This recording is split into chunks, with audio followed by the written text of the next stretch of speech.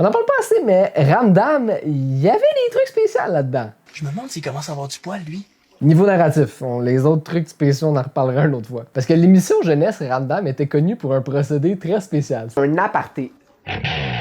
Même Fabrice en a plus que moi. Ça, c'est rien de révolutionnaire, ça s'est fait, ça s'est fait, ça s'est fait.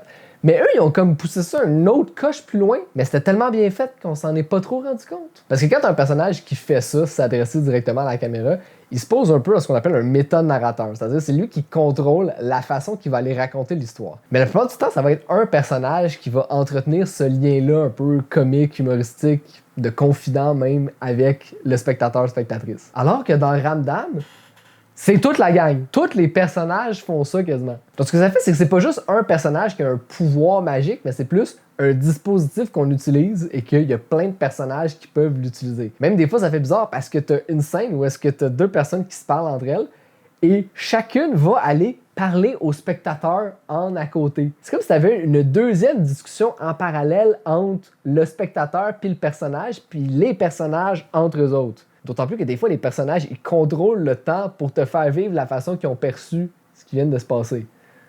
C'est le gars qui fait de la musique avec moi. Ah, comment il a dit ça? C'est le gars qui fait de la musique avec moi. Pourquoi pas un tapon qui reste à 3 rues de chez nous, un coup parti? Dans leur tête à eux, est-ce qu'ils savent que les autres personnes font ça ou ils font juste subir la pause? Je suis totalement conscient que c'est joué pour le gag puis que je suranalyse une série jeunesse des débuts des années 2000. Mais c'est des questions qui sont intéressantes parce qu'après ça, quand toi tu veux raconter des histoires, ben t'as ces considérations-là de dire OK, comment est-ce que le spectateur va le percevoir? Si toi, en tant que scénariste, tu te poses pas ces questions-là, ben le spectateur, la grosse majorité du temps, il va pas s'en rendre compte. Mais il va quand même ressentir ce que tu vas avoir communiqué par la bande. Bref, laissez-moi en commentaire vos meilleures critiques de la série Ramdam et abonnez-vous pour plus de contenu télévisuel, culturel et québécois.